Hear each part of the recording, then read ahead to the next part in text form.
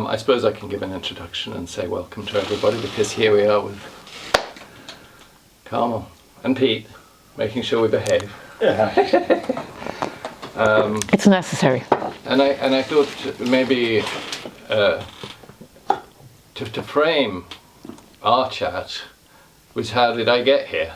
And I got here by meeting you by accident, and you coming up to me and saying, oh, I've heard about you, and I'm into system change. And for me that was a bit of a mind-blowing experience, because meeting people who talk about system change is extremely rare for me. Now there are some people increasingly, it's started to become a bit more of a buzzword I think recently, but it's about people who are talking about radical system, like they are now going to be the leaders instead of the ones that are there. And then I heard little bits and pieces about the choices you've made in your life, and I think they're choices from day one. And I found you to be a great inspiration, and everybody that you have touched, your family, your children, has inspired me with their positivity, their approach to life, their generosity. And I think that's something that I can learn from. And so I'm really appreciating you letting me come and say hi in this amazing paradise, which I didn't know I was coming to. I like to surprise. And getting out of the car and suddenly realizing that, you know, there is a paradise left on earth, because on the way up, as I said, driving past all those massive houses, all I saw were control and greed and weird stuff. So, I don't know, Carmel, I think it would be interesting to hear a bit about the choices you made, and you were saying a bit about your family who seem to be in the money business, and how there's that strange, you know, tension, and that's something that, well, obviously I face, because Pete said when I came in the door, so you're the banker.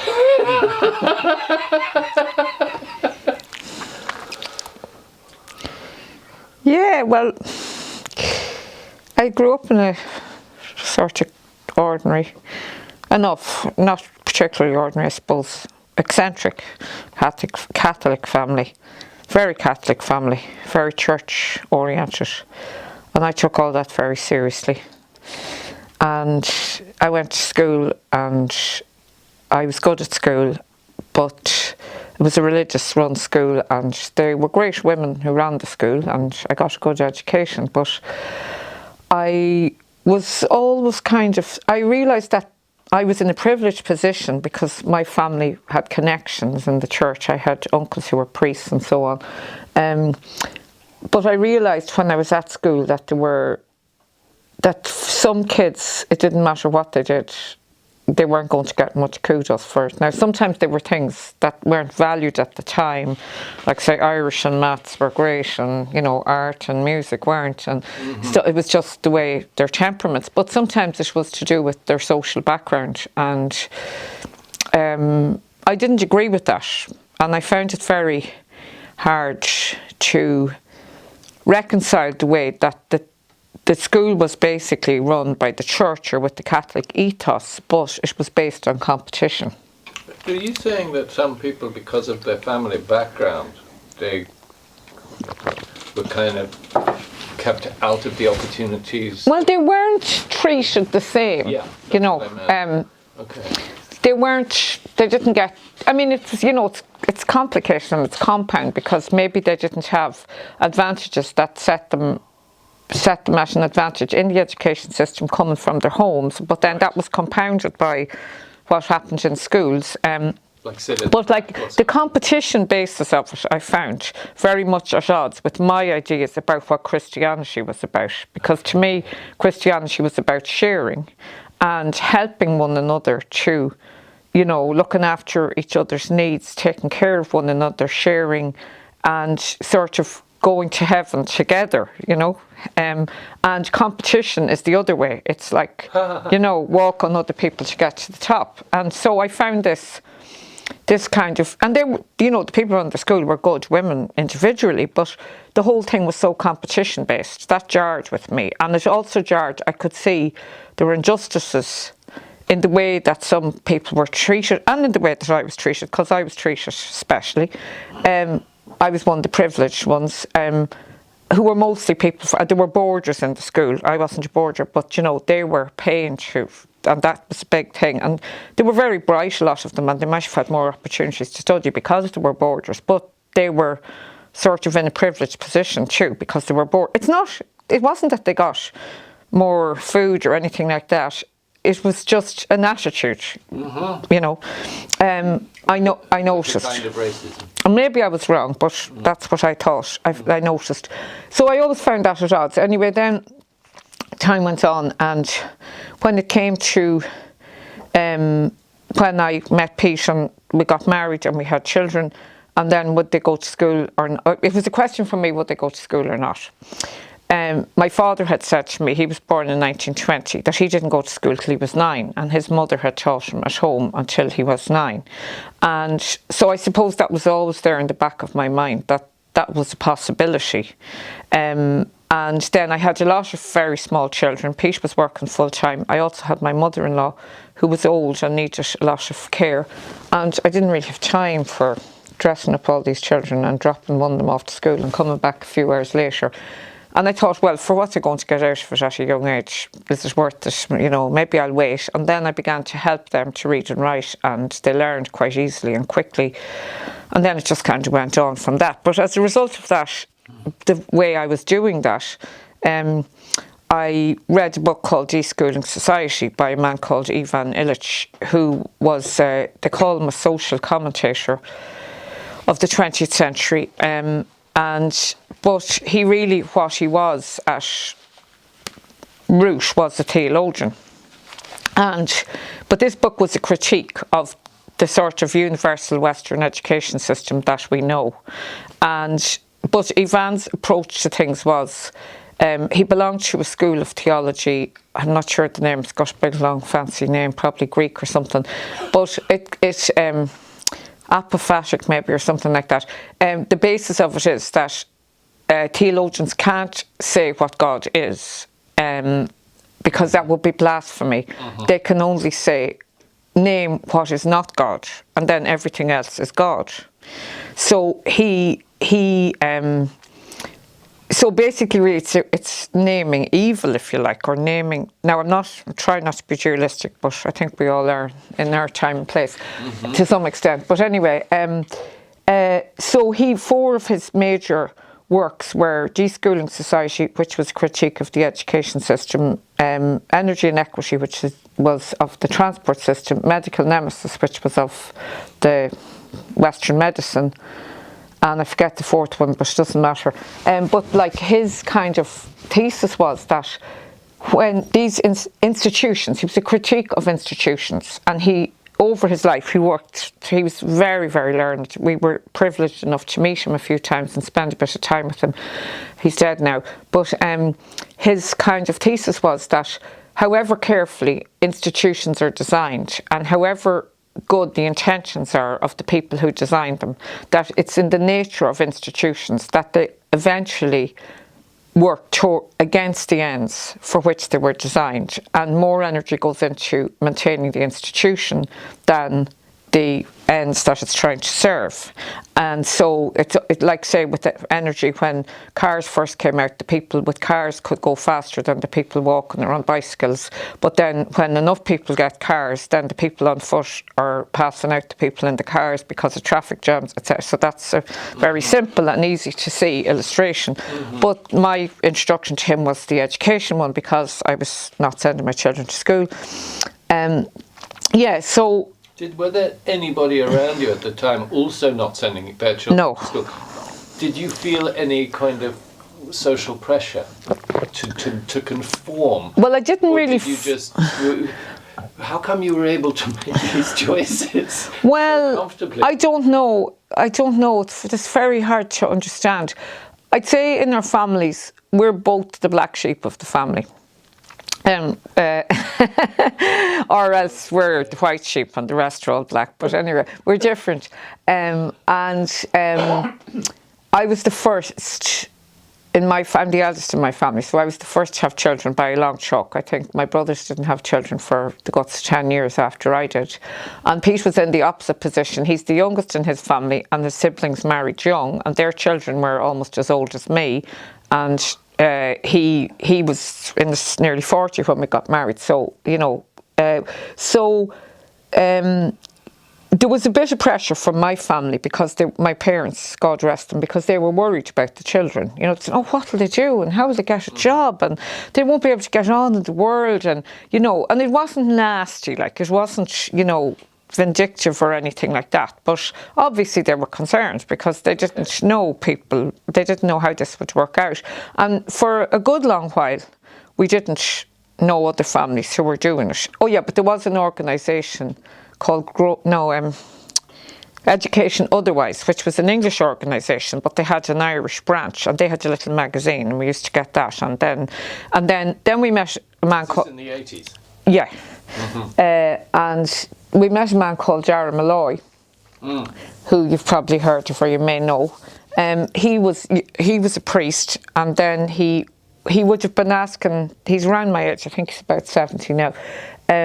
He would have been asking a lot of the questions I was asking, but particularly he was a teacher when he was a priest, and he was questioning the education system and was it really helping the kids and was it really what they needed.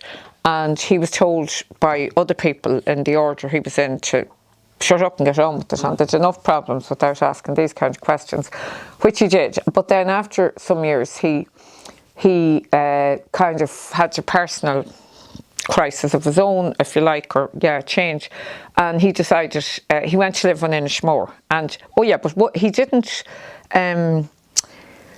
he didn't outwardly, publicly criticise the education system as long as he was teaching. But when he gave up teaching, then he began to have a protest for the duration of the Leaving Cert, because his thing was that at that time the Leaving Cert was. Everything was about your Leaving Cert. If they had 200 applications for a job as a dishwasher or an apprentice hairdresser, the way they screened them out first was, well, we're only looking at the ones for people who've got their Leaving Cert, even though it wasn't particularly applicable to that work. And even worse than now. Yeah, it was very monolithic. And then the sort of, that was his thing. He was looking for a discussion, a kind of a bigger, a wider discussion about education, about how things could improve. And they then say the technical schools had been set up, the vocational education, VECs, I don't know, maybe in the 1930s or 40s, and they were supposed to be for kids who weren't academic but might be good at woodwork or stuff like that, metalwork or things, trades and so on. But by the time the 80s came along, they were more or less indistinguishable from the secondary schools because they were doing all Leaving Cert and and they were slightly more trade oriented, but they weren't really. So now there were odd exceptions, like the one the boys went to in Kinsale was very innovative and very broad, but mostly, like I said, the one in Trim was basically really the rough kids went to the tech and the nice kids went to the religious schools, that was a lot of it, or the academically inclined ones or whatever. Anyway, Dara, so he had a protest going on for the duration of the education system. He used to chain himself to the railings of the Department of Education for the days that the exam was on, which is several weeks, with plastic chains. And the first year, the press came down and they covered it. And a priest chains himself to railings. What's wrong, Father? What do you want? Blah, blah. Why are you protesting? And then after a few years of that, they wouldn't even answer the phone call. And he thought, have to do something else. So he had a conference then. It was in 1988, I think. For the duration of the education system, and he held it at Clonard, which is in Meath and is formerly the seat of the bishopric of Meath, and it's where St. Finian had founded a monastery. Dara's he studied early Irish history, and he's very interested in early Irish monasticism and everything about early Irish culture, which I would be too. I studied history myself, but I don't know as much about that end of it as him. But anyway, so this thing went on for 2 or 3 weeks, whatever. But he had things like a day for traveller education, a day where he'd somebody from Denmark talking about Danish education, he had a day for Steiner education, and so on, and he had a day for home education. And he had wanted Ivan Illich, he'd invited him to come to this, but Ivan couldn't come that year. He did come subsequently to Inishmore. So we went to the home education day. And so, like, Siobhan, our daughter, would have been 10, our eldest, at that stage. And so there we met then a few families. One was in Wicklow. We already knew the woman in Mayo from the education otherwise, but Mayo's a long way from here. And we had a lot of small children. Yeah, so we met a number of home educating families, and that kind of started a bit more, opened up our circle of home educating families a bit. But, you know, as the time went on with the children, I was we weren't really, it wasn't homeschooling. And nowadays with COVID and all that, people often say to me, oh my God, that homeschooling, oh, it's terrible. Oh, how did you do it? Oh, you must be a saint or an angel. And I'm just like, that isn't what we did. Like, you know, we were unschooling, really. We were pretty unstructured. Now, we did do some book work and academic work. It was before the internet for the early years. But isn't it more that the people today, because they've got to monitor their offspring in front of a computer for 6 hours or so a day, and they call that homeschooling? It's nothing like homeschooling. It's actually nothing to do with the approach to homeschooling. Because homeschooling is a self-directed sort of peer learning opportunity. Well, some of it is. You know, there are many reasons and many approaches and many ways of doing it, and some people do it with the attitude, it's kind of hothousing, like school is not going quick enough for my child and I want them to be ahead of the posse. And really? Yeah, there is some. Now, I don't personally know any people who do it that way, but I've heard of them, both here and in Britain. But, you know, there's from that up to people who just let the children play all day ad infinitum and don't worry about whether they can spell cat or dog or anything else. And we were kind of somewhere in the middle. You know, we did a little bit of, but we had a small holding and we were raising. Pete comes from a farm. I'm from the town. My father was a vet, so I had a bit of, you know, country sort of experience. And yeah, so we had chickens and we had our own eggs. Then we had our own goats. We had all our own milk. We had pigs. We had various other fowl and. So we raised, and we had a big vegetable garden and we grew most of the vegetables for the family as time went on, and neither of us really grew up doing that. Pete's on the farm, he grew up on, the women did the vegetables and the men did the field work. And I grew up in the town and my parents didn't garden, so I didn't know much about it either. But anyway, we managed to produce a fair lot of vegetables, and only for our own use. We never sold stuff. But the children were involved in all this. And then we were having a lot of children, so there were always, we have 10 in total, there were always more children coming along. There was lots of babies to be minded. We pretty much cooked, we used not very much processed food, but we did use some. We basically cooked most of our own food from scratch, and so that involves a lot of, you know, adding up and subtracting and multiplying if you want to make the recipe bigger, and you know, money. And now Pete also was very good at games. He's a very good card player and he loves games, and so he would sit and play with games with the children a lot for many hours, and they learned a lot then. And then the little ones, you know, when they can't read, they're at a disadvantage if it's a reading game and they want to read, and that kind of spurs them on to catch up, develop more. And but the thing, a few ideas I kind of formed from the experience of doing that, living through that with the children. And like, one of them is, I think, the basic way that human beings learn is by playing, and you learn best when you're relaxed. And in the school setting, there's almost stress going hand in hand with the learning. So therefore, that in itself is hampering the learning process, I think. You know, and if you watch a small child, they have an incredible sort of toolkit in their head for how to figure out how something works. You know, they'll do it this way and do it this way, and they'll pull it this way, and you know, they know how to figure it out. And to me, that's relearning, like learning what somebody else tells you they know to be true is not really learning. And like the other thing, I think that's a kind of a foundation of my understanding of it all that side of things, is that the biggest feeder of learning, the biggest impetus for it is interest. So that's what I tried to do, was work with my children's interest, rather than my saying, you know, I think you should know this because you're 7 or you're 9 or whatever. Like, one of our girls was very interested in, but Siobhan was a great reader. She was the eldest, so that was easy. She would read and read and read and read, and she still does read an incredible amount, and she home educates her children.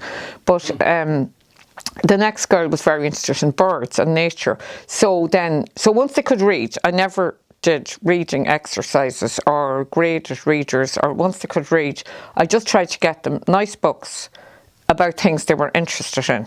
So then they would automatically then expand their vocabulary and so on, because they wanted to understand. They'd come and say, well, what's this word, or how do you say it, if they didn't know it.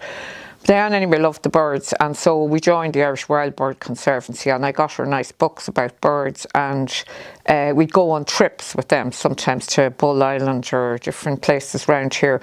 And then because, you know, she was interested in birds, all the children would come with us because they were all small, and they would automatically pick up a bit more about birds than the average child who wasn't interested in birds. So partly was because it was a big family then, the interests were quite diverse. So that multiplied, because when you live in the family, you know something about what's going on in the other people's lives. So now they did, you know, whatever they wanted to do, swimming and taekwondo and hurling a bit, and you know, they joined different clubs or organisations, and as well as whatever they did at home.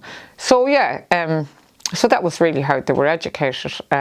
They educated themselves, basically. We just facilitated them and drove them places and encouraged them as best we could. And yeah, so anyway, but your summary, I find it very, I mean, just responding, it really resonates with me. Those ideas about education, and I was having a conversation with Pam on the subject this morning, as it happens, just today, that one of the word education, I think, is part of the problem. And although that's all we do, that is my whole focus, is in that field, and I didn't call it education at the beginning. I called it technology transfer, because I came from that background of transferring technologies between people and groups. But that's not what it's about. It's about learning. It's about learning, not education. And the difference between that is education is somebody else telling you, and learning is you finding out yourself, creating the knowledge from within. And that is actually how we develop our mental awareness, our consciousness, our knowledge. It's self-developed. There is no such thing as somebody telling you something and therefore you get it. You don't have knowledge poured into your brain. It's self-created. It's like you don't learn a language, you create your own language. You speak Carmel, I speak Tom. They're very close, so we understand each other. It's that kind of idea. So I think it's really profound that in that environment, with these really fundamental, scientifically sort of agreed now ideas about how humans develop, were things that came to you in this very unusual path that you chose with your family, who all played the game of sort of self-learning and expanding their mind that way. And you mentioned play. And so what we've done is we've called the education section on the website Learn and Play, because that's how we think. Play is how we learn. And then we go and do. And that, I suppose, get that from the reflection on sort of Aboriginal native societies, where what happens is you see the young kids, or even in our own society, you grow up playing doctors and nurses or whatever. And it's a game where you have your little bike fixing my bike, and then you become an adult and you are a doctor or a nurse or a mechanic or whatever. And so it's the play which really engages you to teach yourself, to learn. But it must have been a big, I mean, it's very fascinating that it doesn't sound like you felt yourself to be particularly courageous, although what you were doing must have seemed, certainly to an outsider, very fraught with risk. Like your parents were saying, oh, are you sure this is a good idea? And what about the children? Will they have the degree which allows them to make a living? And saying, no, I feel that this is the right thing to do. I'm following my path. I went to these schools. I felt that, you know, religion is good because it's about bringing out the best in people. And yet here we are being told to fight each other. Why not collaborate instead of compete? And so I mean, when you hear things like, which I remember my father talking about, because he did study theology for a couple of years, like a just war. I'm just like, what are you talking about? Like, but then you see, that's me, because I've a decent enough head and I can think about things and I can put information together. But I have a kind of a very fundamental sense of what makes sense, you know, and I'm just like, a just war doesn't make sense, you know, but it's a whole big theory and it's all written up and, you know, a war is just if this and this criteria. A just war, like go out and send people's sons out to kill each other. What's just about that? Over oil or water or food or land or money, it doesn't matter what it is. You know, it's there may be a loud report because Tom took the shotgun out. He's been trying to catch a magpie that's eaten the eggs, so don't be. Yeah, but if you might hear a loud bang. That's all right. I don't do it very often, but it is the one thing that I'll kill for, which is, you know, it's not to be proud of. But no, but it's necessary sometimes. Yeah. Did they hear of who or what? I got a mink a month ago. Oh, wow. And I didn't like it. It was a really gorgeous animal, but, you know, he's taken 10, 12 ducks. Oh. And so I just, you know, stop unless I create the boundary. We have our niche in the ecosystem and we have to define it, yeah. No, I mean, I let them live within sort of certain parameters, but there's a point where you just have to get rid of the lads. But yeah. Have you read a book called The Serpent and the Goddess?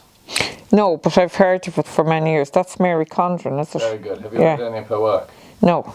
So, the reason I bring up The Serpent and the Goddess is it was presented to me by, in fact, Michael Hickey's wife, Ute. And she presented it by holding it close to her chest and saying, this is the book that you need to read to learn about patriarchy. But I'm not giving this to you because I've lent it to friends and it never comes back. I said, okay, fair enough. Thanks for showing me the cover. I must actually get it. Like Mary Condren, I heard about her through Dara Malloy when we used to be up and down to Inishmore to Dara. Yeah, so, and I heard of the book. I would like to meet her and I have tried to contact her and I'll do it some more. But I found it a very helpful story, and it's a long story, but it fits it so well with what we've been working at for the last 20 years. So, which is to sort of find out why we behave in this dysfunctional manner and how we can move beyond it. And what that story tells me is a very big picture perspective, that once upon a time there became too many people on Earth, and a small group of them realized that to protect their territory, if they controlled themselves through adherence to one set of rules, they could be very effective against everybody else who was having sort of multiple choice and group collaborative, you know, oh, well, should we do it this way or that way? And that one voice at the top was a guy. And it sort of that system of command and control, which is a survival mentality, became the general modus operandus for everything. And it became the political system, the religious system, and so on. And it is extremely dysfunctional. It's a survival mentality which works when you're scrabbling for resources, because you do need to, you know, button down the like you and the mink, yeah, you do need to take control. But when we have, you know, such a bountiful environment and such productivity and potential in each human being, to sort of try and control all that becomes very dysfunctional, and that's what we're facing in a very, very severe way today. It's much more than just too many cars. It's too much of everything. Just it's bad. And I think when I sort of see that perspective, it explains why we have the institutions that we have today, And it explains why it has been so difficult for me to step back from my whole life experience and understand that I am just like everybody else. I think in this hierarchical command and control mindset of good and bad. Like you say, the just war. Well, that's good people sort of saying, oh, but those people over there are very bad, so we must control them. Rather than, those people are just like us. How can we help them? How can we share? How can we give them the technology or the resources that they need so that instead of fighting among themselves, they can feel comfortable and move up that behavioral hierarchy from the survival mentality to the collaborative mentality and the altruistic mentality, which is what humans are about. Altruism. That's what makes us different. And that's what makes us happy. So I think it's, it's been very helpful for me to sort of see, okay, maybe there is a way to move beyond, because, I have found it very difficult in my short experience of trying to do things differently. Well, you've been doing it all your life, and you keep doing it. And you're but I think, as you know, you've showed tremendous courage by stepping off the line, because the further along the path you go, the harder it is, I think, to step off. And that's partly what I'm seeing in the people around me. Like going with the sort of choices, I suppose, that we made about the children's education, it was to do it in a way that we sort of chose a kind of poverty, a kind of, what you call it, I won't say the word austerity because it's very loaded these days, but a kind of, a simpler way of life, really, where we didn't, where we had, but it was a way of life where we had more control over our day-to-day lives. And one of the cornerstones of that would have come from my husband, because he would be averse to borrowing money. Now, we had credit union loans and small loans and things like that, but like big loans mean then that you have sold your future, you've sold the time that's ahead of you. Loans. No, we didn't. He would never would get involved in that. We didn't have to either. We were lucky. He inherited his mother's house, which was a cottage, but it was a house, we could live in it, and but we preferred our autonomy to the stuff that you could buy with the borrowed money, which meant that you then had, but like when, then in the meantime, then the education, another thing I kind of came up with personally, and then it resonated with people like Yvonne, as regards the education system thing, was that like before the modern era of universal, in the West anyway, education, like say, which in Ireland you're talking about 1835 or something, the education, the National Schools Act or something, it didn't mean that there were educated people. They were basically the clerks who kept records for the king, and they were often priests. And so there were necessary people who could read and write and keep figures and all that stuff. But did that mean that everybody else was ignorant or didn't know anything? No, it didn't. To me, people learned what they needed to know, but learning happened as part of life. But then once these schools kind of became the dominant way, and an awful lot of that was to do with to provide industrial workers, people who would turn up Monday to Friday and stay there from 9 till 5 and do what they were told, and if they were literate, all the better, they could read the instructions or whatever, the procedures, and so on. It's a bit of a school for producing industrial workers. It was, so it's probably changed again now. But anyway, I tried to then when you took education out of life for the majority of society rather than for a minority of society, which it was formerly, and took it into a designated place where education went on, another set of problems comes up then, because now it's all, like, some people deal very well with kind of theoretical thinking that isn't on the ground, and other people can't do that. Like it's not very strong in them, and they find it extremely difficult to see. They can. I remember once a friend of mine said to me, who went to school with me, when we were at school, and they were talking about that thing, you know, square measure, and your carpet is so many feet by so many feet, and then you divide it by 9 to get yards.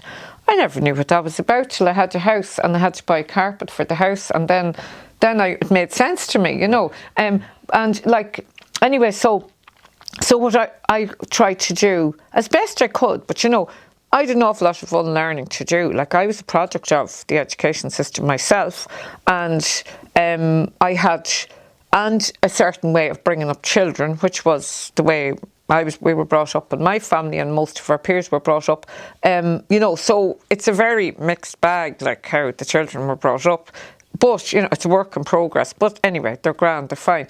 But I tried to kind of to join together again learning and living. That it was just something that happened as part of daily life. And that's, I think, how most people learned up till the 19th century.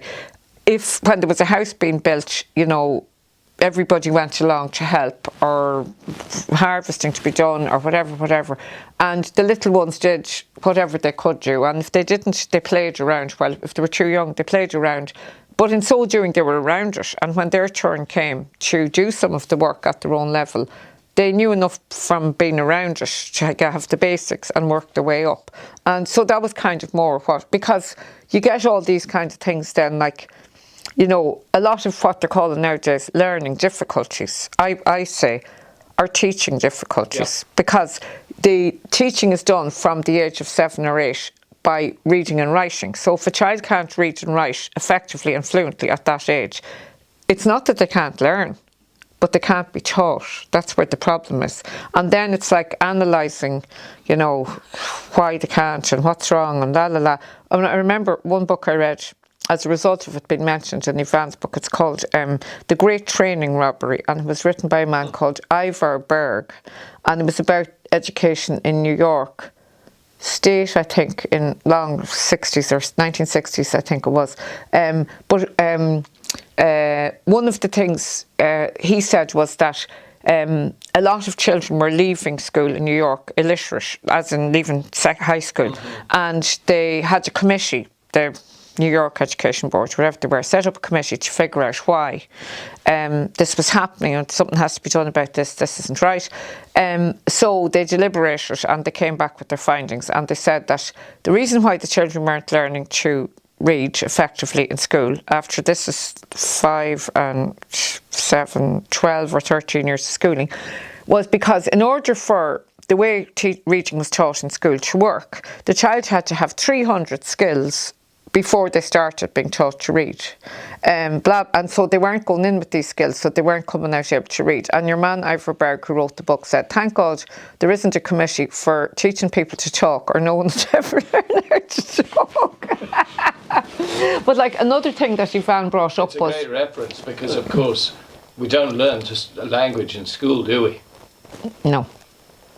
No, I know.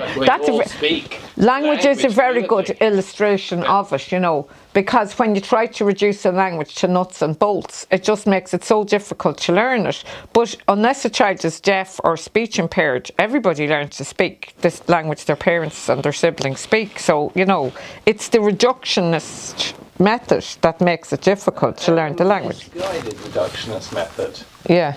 It's applying a theory which works in a mechanical engineering environment to something which is an electrochemical phenomenon which happens in a way which is not to do with the mechanical logical way. Yeah, well, I think, you know, that's kind of universal now, that the methodology of which worked very well in the Industrial Revolution for like assembling machinery on the conveyor belt or whatever, is being applied to human beings and human society. And it doesn't work for like if you look at even the health system, it's all so it's the same principles as, you know, manufacturing, and you know that's partly why it's in such a mess, you know. The pandemic hits, and you start to try and bring in a mechanical procedure, but actually the message that people are hearing throughout most of last year, throughout 2020 is,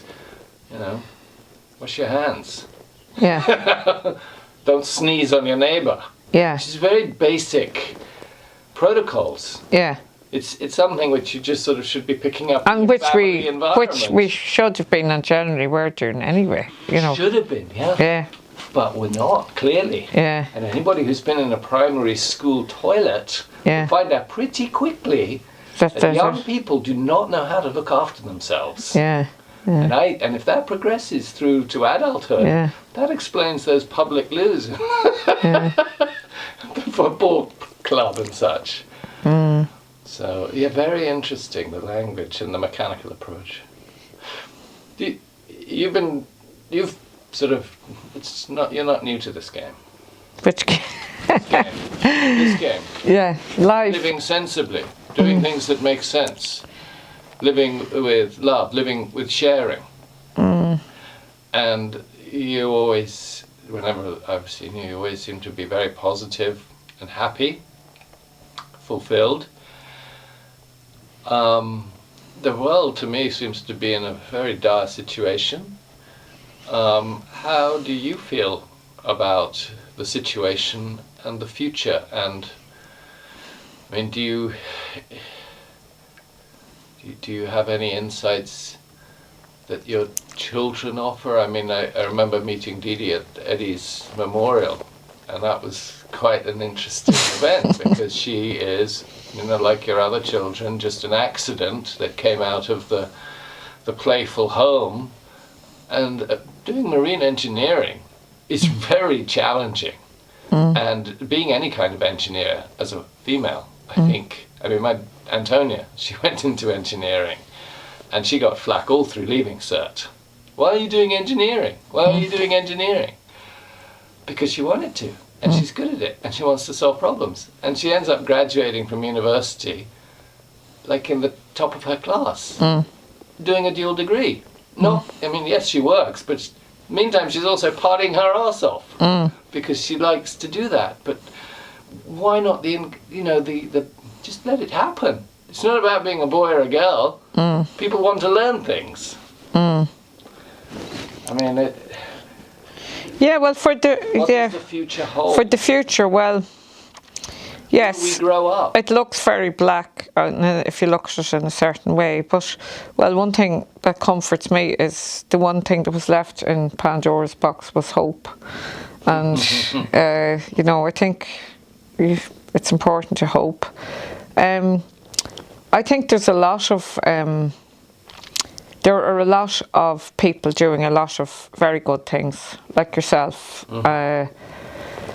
And there's sort of mushroom growth of people who are just saying, it's a load of rubbish, kind of the system and the way it works. And in various ways they're doing otherwise. Maybe education, maybe growing food, maybe God knows what, eco-villages, all sorts of stuff. And I think that, those people and those initiatives and those mushrooms that are popping up, they're not very visible. They're low down near the ground, and they're not. Yeah, they kind of feature a bit in the media as a curiosity. Oh, look at this person over here, imagine what they're doing. Right. And a lot of it then gets kind of gentrified as well and turned into a luxury product, And, you try and get, say, for instance, this country is full of sheep at the moment and has been for 20 years or so. I don't know, it's something to do with subsidies and EUs and la-di-la-di-la. And wool was a huge commodity exported from this country throughout the Middle Ages. But you try getting an Irish wool pair of socks even, or a jumper or whatever, and you're going to pay, you can get them on the designer pages of the fancy magazines and on the internet, but they're, for €300 for a jumper, and you've got 5 children. How are you going to buy 5 €300 jumpers? You'll go into Pennies and you'll buy 5 jumpers for €50, and it's crazy, like, but people are just waking up. So you can get a lot of the green stuff that's coming out. It's very high end, and it's very it's only wealthy people can afford it. But I've kind of always believed that if you wanted a thing, or you wanted an experience, or you wanted to go somewhere or whatever, that there is some way of doing it or getting it out there that you can afford, or that's within your budget or your capabilities, your resources, but you just have to look a bit harder, but you'll find it. If you really want to find it, like a bit like the way I used to think about the children, because sometimes I used to kind of have not nightmares, but just like, oh my God, like what have I done? My father was a professional man, my grandfather was a professional man, and my sons, they're like manual workers and musicians, and I'm kind of like, that's hard in a way at times when I think about it that way. But then I'm like, when I look at them, I say, they're grand, they're fine, Are they happy? Yeah, they're pretty happy. Some of them might have liked to have been materially better off than they are, and they might blame their lack of formal education and being sort of pushed up in that system as being, I don't think they do now, they're older. I think they maybe did when they were young, but now a lot of them have families of their own and they've had more experience of life. But, but likewise, I would say to them, and their dad would say to them, if you really don't believe anyone that tells you can't do that if you haven't got your leaving cert, or you can't go, you can't get into that college if you haven't been to that school. If you really want to do something, you'll find a way. Put your head down and keep looking, and be determined and follow through. And like Dee Dee is a case in point. She didn't do her leaving cert, and she's an engineer. It took her a long time, but not because she was trying so hard all that time. She did other things with that time. Like one of our boys wanted to be a carpenter, and they would not allow him to sign up with False or whoever they were because he didn't have his junior cert, and he wouldn't do his junior cert. But he's well able to make bookcases and whatever, do woodwork, and he does a bit of that. It's not his major work, but and things have changed a bit now with feet tap, stuff like that. There's more options for children who don't have the formal education, who don't have, that's kind of a system for working kids in who don't have so much the formal education, and that wasn't there when our kids were young. But like when I look around it seems to me that a lot of my family, extended family, would be involved in the money business, and I just think that's really what's destroying the world, is the way the whole system, the capitalist system. And then if you criticise the capitalist system, they automatically assume you're a communist, which I'm not. I don't know what I am. I don't really subscribe to any ideology. They're usually opposed to one another. If you're not one, you're the other. But anyway, so when I say capitalist, I don't mean I'm a communist. I'm just pointing that out. But the capitalist system is predicated upon endless growth and endless consumption, and we can't have that because we don't have endless resources, and it's profit is God. The capitalist system recognises no other value than profit. It doesn't recognise pleasure, quality of life, cultural value, social value, anything like that. So, and the money markets and the corporations and the banking business and the stock markets and the bonds and all that has a stranglehold on the world, I think. But I think it will all come tumbling down. It's in the process of coming tumbling down. Coronavirus has given it a nice punch in the right direction, even though it mightn't appear that way initially because it'll tighten up automatically. But it can't survive in the long run, or we can't survive. So the long run is not the long run anymore, is it? No. The long run is the very short term. Yeah. Certainly you must believe that. I believe that. There might be a lot of other people out there who are sort of saying, no, we're never going to run out of oil. Yeah. In fact, I've met some of them. Yeah. And I find it quite fascinating that they take this point of view, because some of them are qualified engineers. To think that a natural resource will never run out. Yeah. is just a very bad Well, place to me, for that's them back to start. tribal society. Tribal society survived by living within the natural limits of their environment.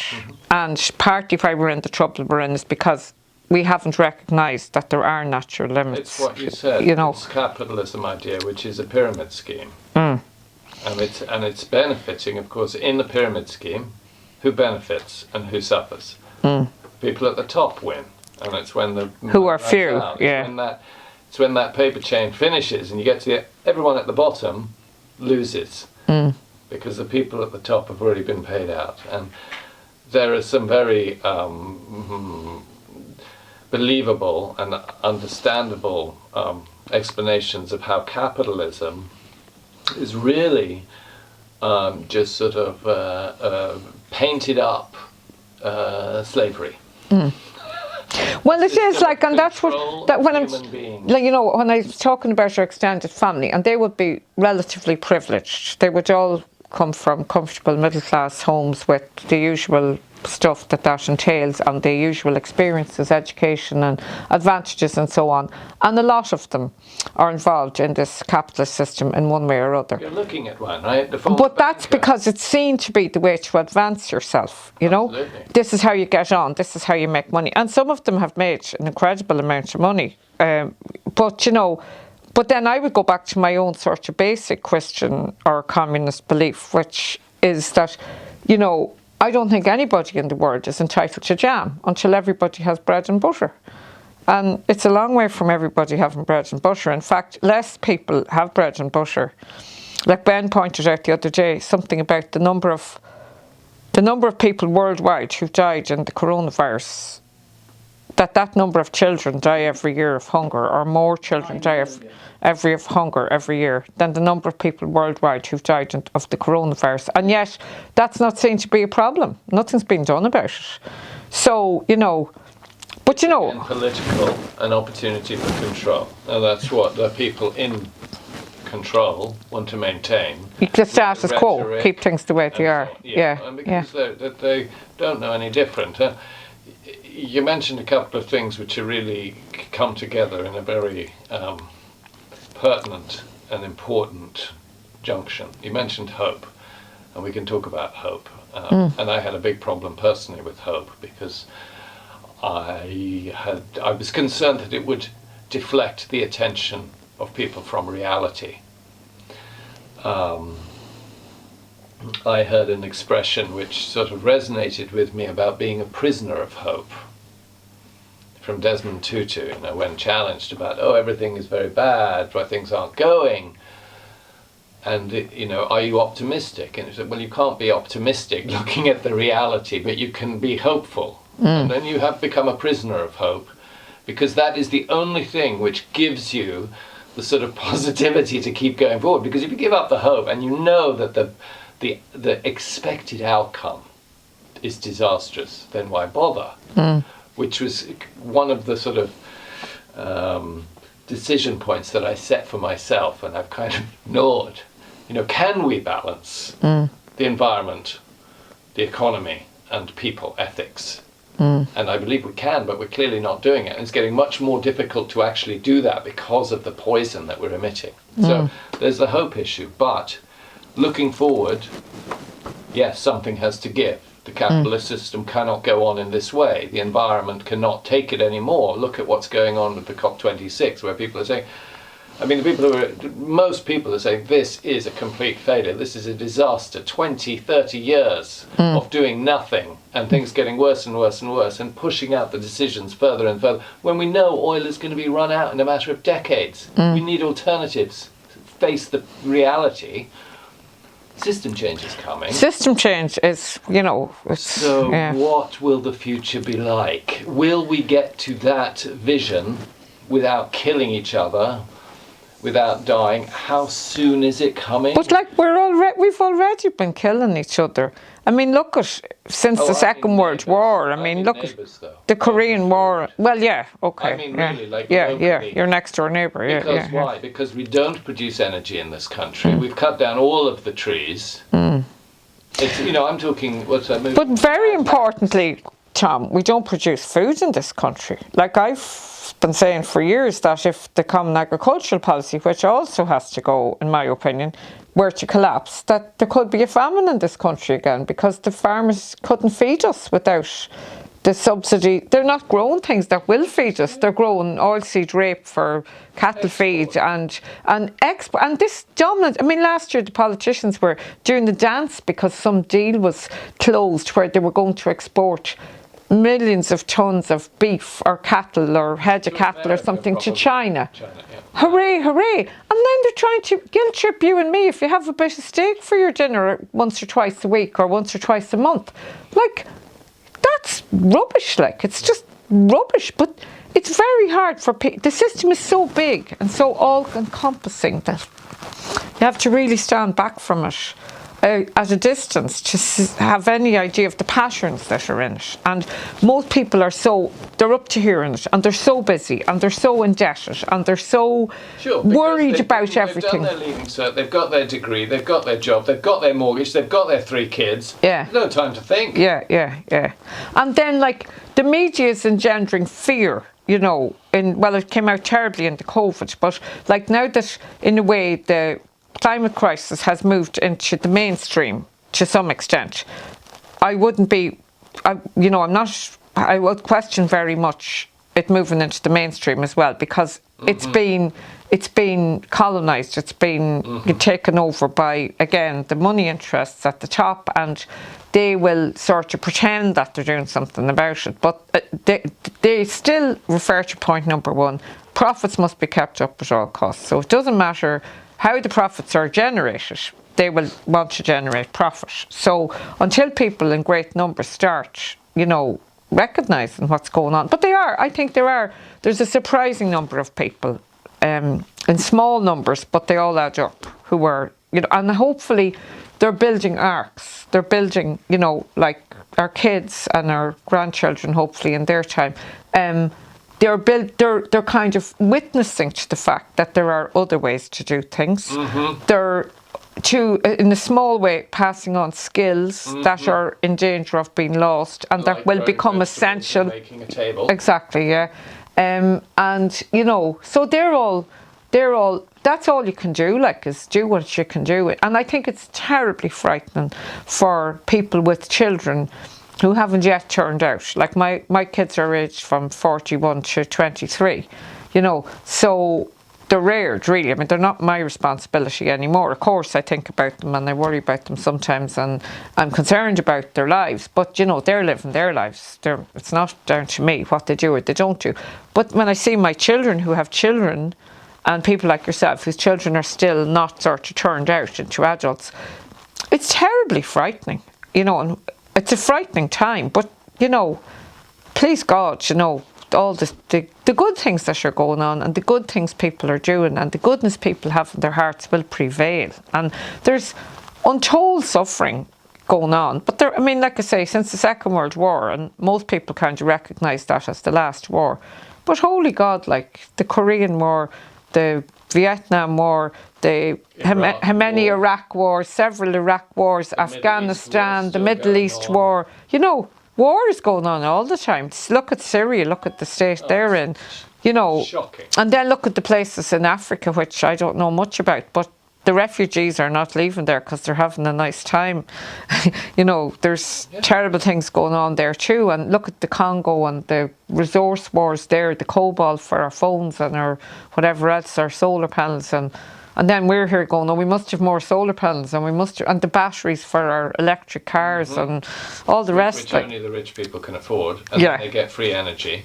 Exactly, yeah, and the poor people have to pay the up price. Yeah, and that whole thing of, you know, loading up the cost of the changes onto the lowest people in the chain who can least well afford it. But then on the world scale, that's what's happening as well, because the poor countries are being penalised out of proportion to... Well, they're manufacturing all our goods, getting all of the pollution, having the slave labour, and we're telling them, oh, well, you fix the climate problem. Yeah. It's totally unjust, immoral. I don't know where our moral compass went, but that was a nice little sort of bullet points of all the challenges we're watching. And so, without taking any responsibility for what you're going to say next, what does the future hold? Where will we be in 10, 20 years? Because this is on our doorstep, clearly. What can you imagine the what needs to be done? People, I think, for example, people who talk about system change don't actually have an idea of what is involved. People talk about, they march for climate. And they say, we need to fix this and we need to stop using fossil fuels, which I totally agree with. But I'm not sure that certainly not many, people marching and working for these valuable organizations have had the little thought process, okay, let's take out crude oil from our lives. Then what do we have? In terms of transport, in terms of all of the modern conveniences which require that petroleum molecule to make the washers, the coatings for our electric wires, the screen for the sound. It is just a complete reduction, not just in energy consumption for we rich people who are consuming 50 times more than the average. It's also in actual access to product, and this throwaway culture is suicide. Right? So well, I think though that, little, like when I see things like when we first met Darren Malloy, we were living in a concrete bungalow, 2,200 square feet.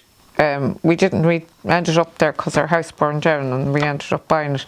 And I remember my husband saying, I thought it was so great, because now my children could have their own rooms, and I was delighted that to give them the gift of this. And there was one big bedroom down at the end, and they all used to bunk down there, like in bunks and on the floor. And there were 5 when we went there and 7 when we left there.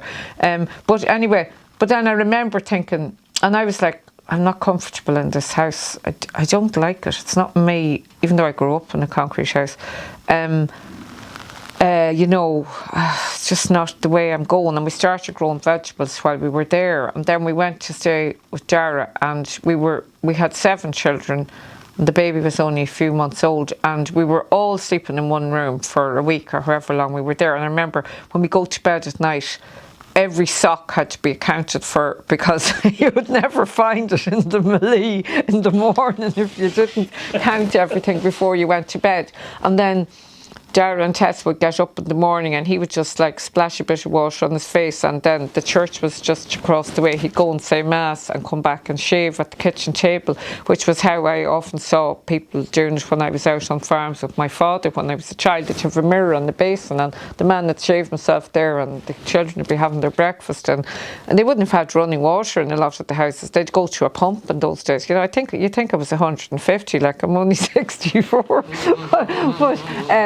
And I mean, thank God in a way, I think in Ireland we're incredibly lucky that the living link between, how things used to be done at a more basic level and the present is still there. Like Pete would have ploughed with horses when he was a child, and he's still able to, if you were doing it, he mightn't be able to do it now, but he could tell you how to set the plough if you were trying to do it. And he's actually done that once or twice years ago with a friend of ours. It's very valuable. Whereas in countries, very quickly. In countries where, like England, say, where way more people have lived in cities for way more generations, that essential link between the land and life is, much more tenuous.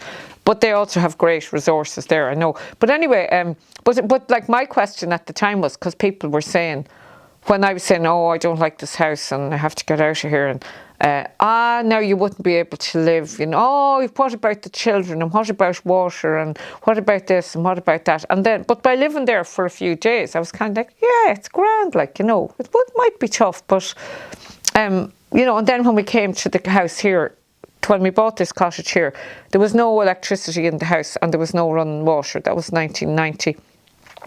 By the end of the first day, Pete had a tap. We got a well sunk, a shallow well with a digger, and then he can do plumbing and electric. He did all the building around here, really, except the original house. And he had the tap working at the end of the first day, and he had the toilet flushing by the first Saturday, and it was lovely weather, and the children were able to play outside and we were, oh my God, the back wall had to be rebuilt up, and the roof, and da da da. But anyway, but then we were living in it a while, and it had got more comfortable slightly. It's not terribly comfortable by modern standards. But then I got this bee in my bonnet about water, because I was reading things like Wendell Berry and so on at that time. And I was thinking, it's crazy the way we flush our waste into the water. Like, you have to go hundreds of miles around a big city before you get good water in the aquifer, because it's all polluted with feces and pharmaceuticals and all the rest of it. I didn't live in that kind of place, but you're talking places like American cities or English cities or even Dublin probably.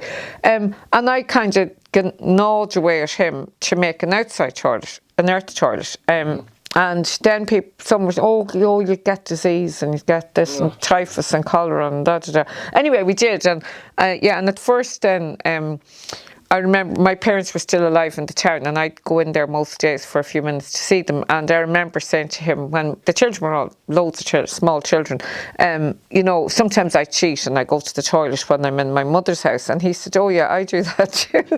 But then when we kind of got used to it, you know, after a few months of it, of using the outdoor toilet, we all found that we preferred it. And then the children got older, and they would go away travelling to America or Australia or wherever, and then they all used to say, the thumper was what they call the earth toilet, and they'd say, oh, we couldn't wait to get home to the thumper. Like, you know, it's an animal thing. Like, when you get a new animal, you bring them in, you put them in the shed, you give them something to eat, and they shit, and that's where they live. You know, that's it. There's some connection to the earth, and I realised that the whole thing of actually going to the toilet in a flush toilet, which I had all my life, which a lot of people my age in Ireland didn't have all their life, because a lot of houses only got bathrooms in the 60s and the 70s. But you kind of associate the satisfaction with the actual flush when you push the button. But when you don't have a flush toilet, it's the actual act of expelling the waste is where you get the satisfaction. It changes the locus of the satisfaction, I found, using it over a period of time. But things like that, you know. I want to get you talking to Pam, because I want to put it outside. Right. We've done one up near the tent, and it's great. Yeah. But I want to do it for the house. Right, yeah. But that's, you know, to get Pam to think about on site, outside. Yeah. Well, then we had another challenge. Then we were having a baby, and the midwife said she wouldn't deliver a baby in a house where there wasn't a flush toilet. Okay. So you put one in outside. So it was a flush toilet, but it was outside. Wow. And I remember now, my youngest son, Aidan, who would have grown... Now, there is a flush toilet in the other house, and it is used to some extent, but the people who live there still prefer going to the outdoor toilet. They still use it. But Aidan said to me, our son now, he's 23, and he would have grown up in the more... What shall I say? We were older then, and we didn't have as many children. I suppose we were getting a bit more settled. And he said to me the other day, he went out there to the toilet, and he said, do you not hate going out there, like in the cold and the wet, you know, on a cold winter night or something like that? And but we don't sort of mind now. We're just very used to it. Well, and I parked next to it. Yes. I looked at it and I said, oh, I know what that is. Well, we have a bucket in the house at night for to pee, but right. Oh God, you wouldn't be That's a good tip. You wouldn't be going out every time you want to pee. Well, I mean, I think that's part of the challenge. You know, making the move. And that goes home. on your compost, because that's a good compost activator. The best. Yeah. I've read the Bible before I launched into it. Humaneo Bible. Oh yeah. Siobhan has that book. My daughter, yeah. They also have earth toilets. Or one of her daughters and her husband built a cob house too, and they have earth toilets, one in the house and one outside. Which is affirming in itself that some of the next generation opt to do some of the things, and they go on from there as well and develop the ideas, and you know, that's heartening. And Without putting you on the sort of like into the difficult situation of pontificating or anything like that, it sounds like you're quite hopeful from the future because you think people are essentially good. Yeah. yeah, I do. And might land. But I think that like doing those things, like trying an air toilet, or trying, when, for someone like me who had never not lived in a house with an air toilet, never not lived in a house with the phone, because my father was a veterinary surgeon, so we had a phone from the beginning.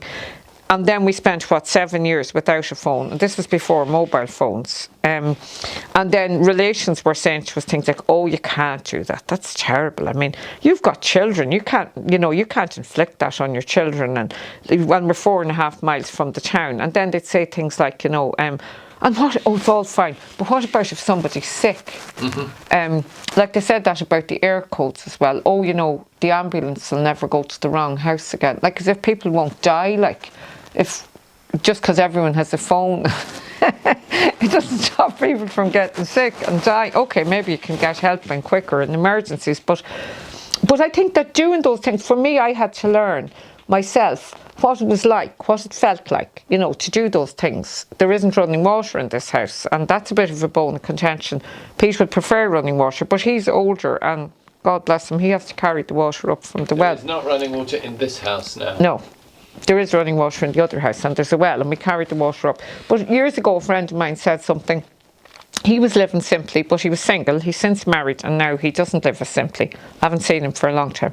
He's a very good friend of ours. And when he was living alone in the cottage, and he was market gardening, and he said he wasn't going to put plumbing into his house, that if you think about it, all the water that goes into your house, every drop of it leaves polluted. Mm-hmm. So if you carry the water into your house, you'll pollute a lot less water. Mm-hmm. Now, we do have a washing machine. It's in the barn, and for many years it ran on rainwater, not well water. The water here is very hard. There's a lot of lime in it, so it's bad for appliances that heat, and it's not great for the clothes. Rainwater is much better. So like Pete built an independent plumbing system where there was, collected the rainwater, there was a header tank, and that's what went into the washing machine. But now it's back on the well water because Pete's kind of retired from these kind of mad projects. I can understand why. He still does some mad projects, but good for you. On a smaller scale. Yeah. Yeah. So. But I think it's important. Sorry, I was saying, for me, I had to learn myself. What is it like? Do you think you can live with it? But I think then those things also are, it's going back again to a Christian idea, but you're witnessing. And you might not, and some people may ridicule you, or some people may shun you, or some people may just think you're crazy. But some people notice, And then, if you wait a while longer, some people copy. And they mightn't copy exactly what you did, but they might incorporate something about something they've seen you do into how they do things. And, that's quiet growth that's going on. That is one of the small consolations that I have allowed myself, looking at my, what we've done. Was it a complete waste of 20 years? Because, it's almost as if nothing has changed. But I do get some consolation from seeing people that we have influenced a little bit to change their diet, or maybe, decide to do a business in a different way, or whatever it is, or eat a few more vegetables. Simple things like that. We encourage each other. So it's disappointing that the grand aspiration to help people see that, things are crazy and everything can be so much better, and all you have to do is just do the things that you want to do instead of the things you're being told to do, has been a complete failure. And, we've had, the world run by tin pot dictators, lots of war, the pollution is far worse than it was when we started. It's crazy. I forgot to finish off the bread. It only needs 10 minutes. So I don't know. It's so lovely to hear your story and your sense of perspective, because it's encouraging in itself, and you sound like somebody who's enjoyed life and is happy with the things that have happened. Sort of, ups and downs, but in the right direction. Family happy, family together, family talking, family free, and making their choices. It seems to have been a life where you've taken choices which suit you. You've sort of gone with the flow rather than accepted the framework that was presented by institutions for you to slot into. So, now wait a minute, I can think, I will choose. And you're happy with that?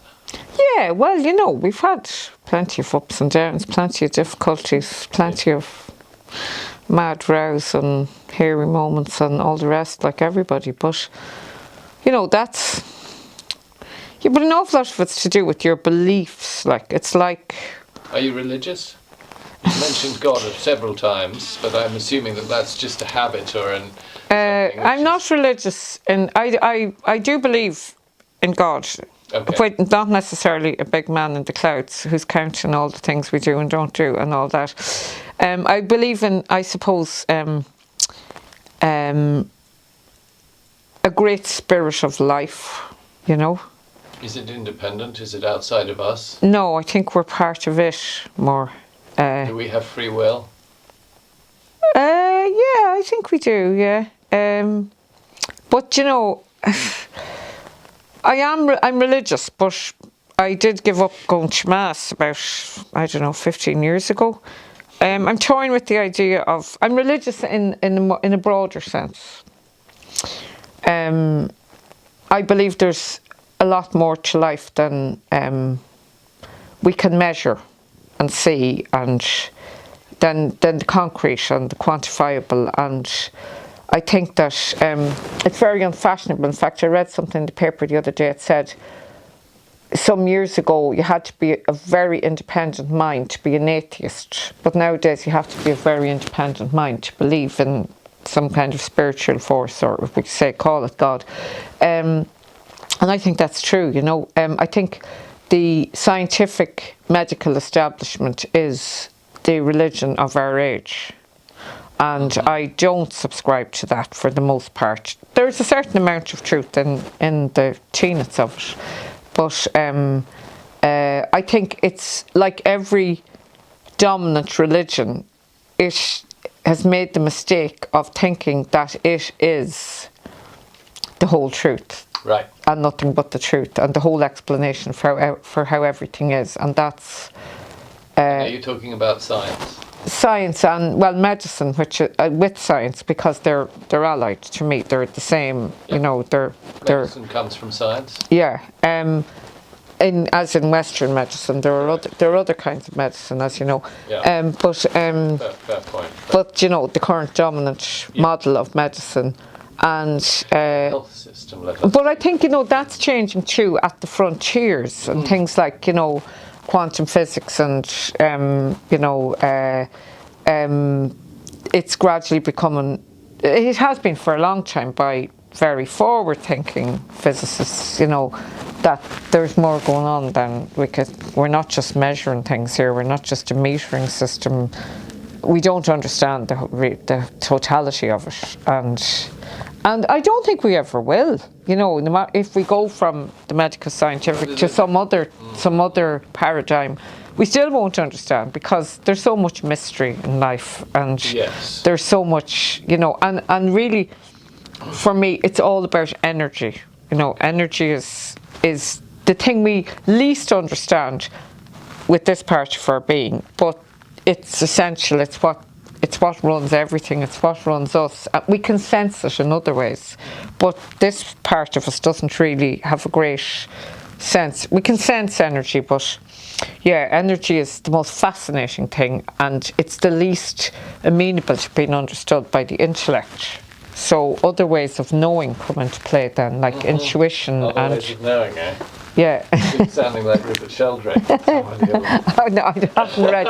One of my girls has read some of his work already, but yeah. So I mean, religion for me is a dangerous idea, and I mean, how do you define your beliefs? you mentioned that you are religious. Now, does that mean that you go to church, or does it mean that you believe in God, or that you have some kind of Catholic framework for understanding existence?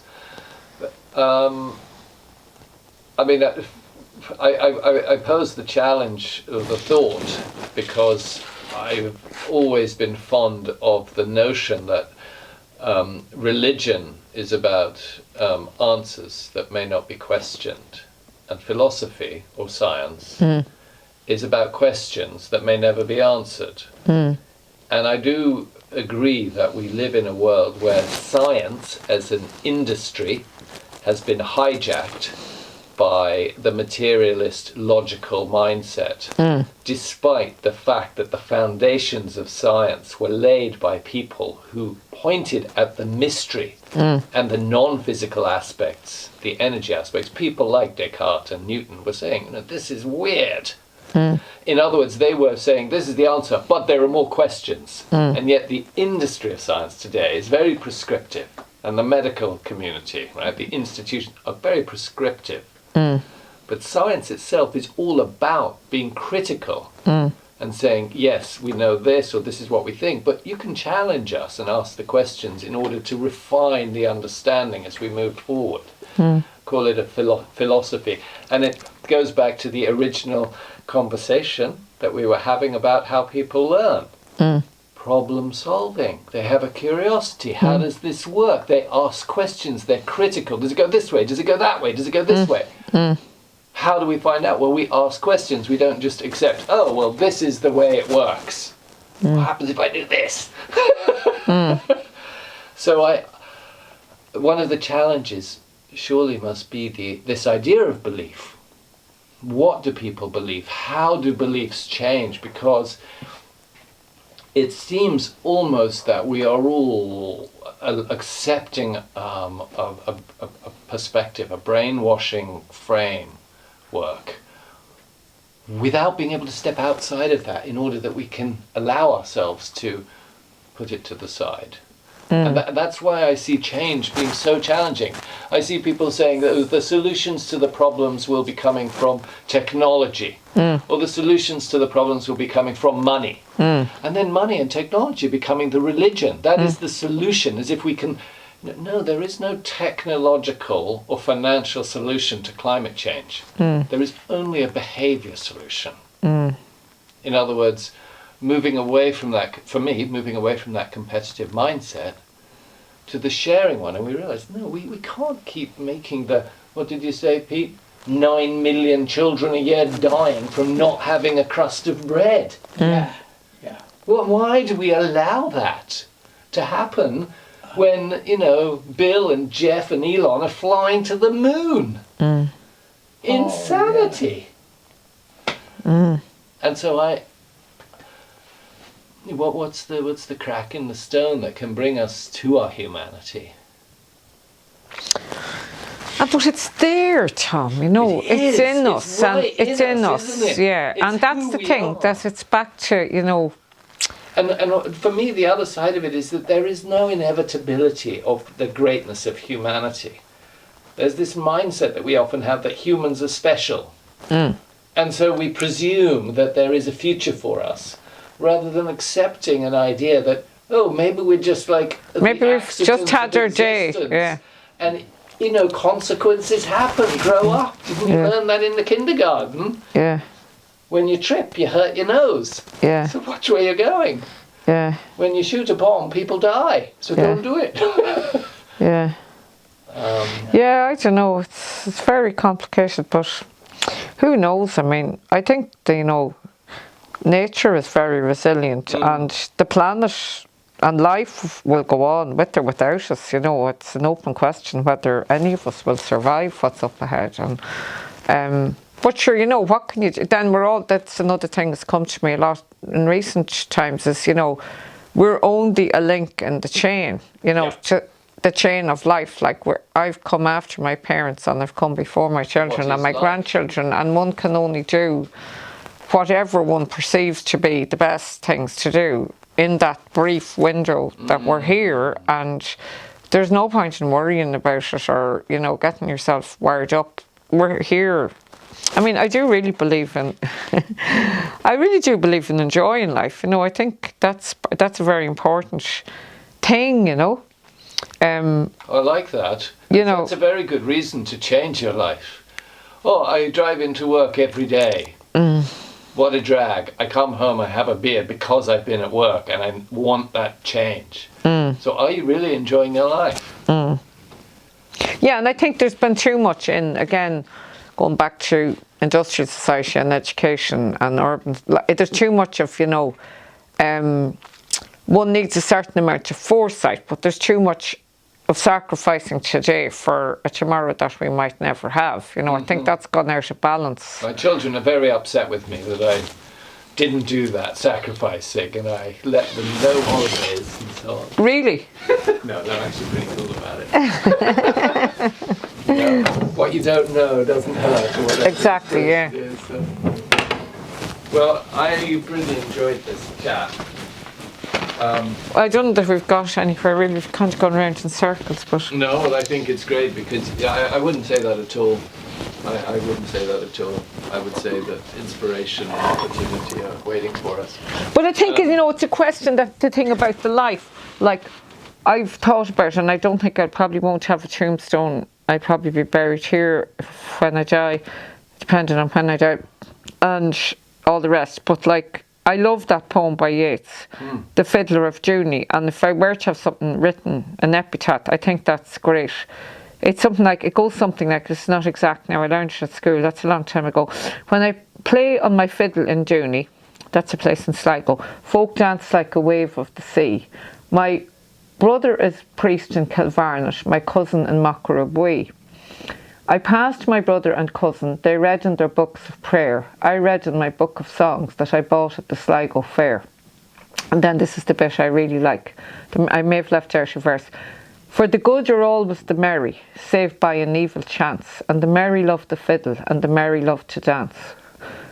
I just think, like, for me, that's, like, you know, like I was saying. It makes sense, chills up my body when you say that. Really? Serious. Really? Absolutely, my whole body is vibrating at the moment. Oh, that's lovely. It is, because that was my dream. Really, yeah. My dream 20 whatever years ago when I thought we'd change, it was to create an environment of fun, music, images, pictures. A notion that Yvonne always talked about was conviviality, the convivial society, and how society, industrial society, and in various ways, loses its conviviality, or its, you know. And to me, that's what we try to cultivate. That's what we try to grow: carrots and conviviality, you know. See you at the tent. For another party with the Duffy crowd. Yeah, a hoolie at the tent. We need to have one of them soon, I think. That would be great. Yeah.